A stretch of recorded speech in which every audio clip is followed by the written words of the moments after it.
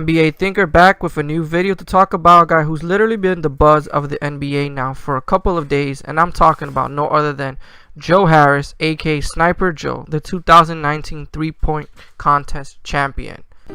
Now, before the 3-point contest this year, Joe Harris' career was virtually non-existent, at least for the casual fans, but because of his breakout, aka him beating Curry, a lot of people have started to catch notice of Joe Harris, specifically how deadly he is from 3-point range. But before I dive into how Joe Harris defeated Curry in the 3-point contest, I want to talk about the uphill battle that Harris had to fight, not only to have a chance to participate in the 3-point contest, but to have a shot at playing for the Brooklyn Nets, being that he was waived. And even when he did get playing time with his previous team before the Nets, he was nothing more than a bench warmer, although he had clear potential, averaging less than 3 points over 2 seasons with the Cleveland Cavaliers. But let's look specifically at Joe Harris' origins to dismiss the idea that he came out of nowhere and was literally a nobody before the 3-point contest. Now, Joe Harris, your local plumber lookalike, did have a solid start to his career with the Brooklyn Nets, posting somewhere around 8 points with them in his first season, progressively getting better, posting about 10.8 points his second year, bringing us to this year, his third year with the Nets, posting around 14 points, 3 rebounds, and roughly 3 assists. Like I said, even before he won the 3-point contest, Joe Harris had been posting some stats that were very interesting and were arguably already putting him in the discussion as one of the best shooters. I'm talking about specifically Joe Harris's effective field goal percentage, which is at about 62%, and there are only about 5 people in the NBA this season who have a higher effective field goal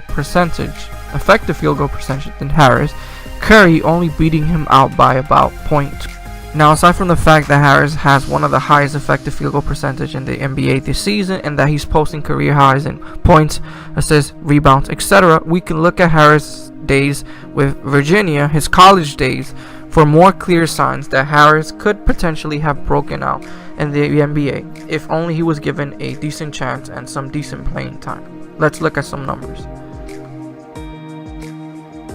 Now, Joe Harris played 4 years in total for Virginia, and as early as his first year, we can see that he started posting about 10 points his first year, 11 his second, 16 his third being his highest, and about 12 his last year, making him a career 12.5 points per game scorer at Virginia. And if that isn't enough, there's the fact that Joe Harris won Mr. Washington, which is an award given to the top high school player of a specific state, which Zach LaVine also happened to have won, which means even as early as high school, Joe Harris was showing signs that he could potentially be a star, and if not, a solid starter in the NBA, and that is what he has become and solidified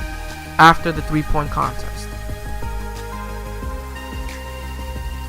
Now, flash forward to Joe Harris' career in the NBA right now. He advanced to the final round of the 3-point contest by scoring a scorching 25 points in the first round, beating out the previous 3-point champ like Devin Booker and other notable 3-point snipers like Damian Lillard,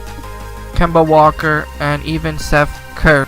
who for the entire NBA season has had a top 5 3-point percentage, I think in the top 3 or 4 if I'm not mistaken, which led many to believe that the 3-point contest this year was really going to be a show put on between Seth Curry and Steph Curry. But my guy, Joe Harris, your local plumber, your local lumberjack, stole the show, taking it from under Curry and beating him out in the final round by scoring a whopping 26 points, hitting as much as 9 shots in a row to take that crown as the Mountain Dew 2019 3-point contest champion. Joe Harris, the underdog, the sharpshooter, who up until the 3-point contest was underrated, was slept on, but I don't think that will be the case anymore.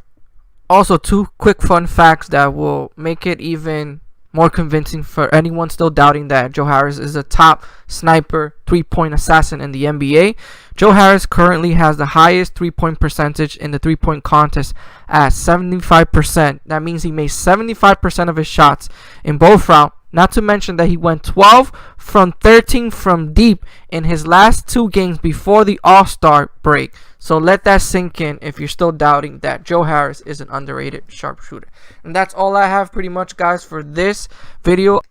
I hope you guys enjoyed it. Stay subscribed for new exciting upcoming content, which is probably going to be my next video, the top 5 NBA players who were given up on too early. Hit that bell icon if you want to be immediately notified of when my videos come out. And as always, guys, thank you for watching, and remember to get your thinking on. Oh, and I forgot to mention, guys, that Joe Harris is definitely not your average Joe.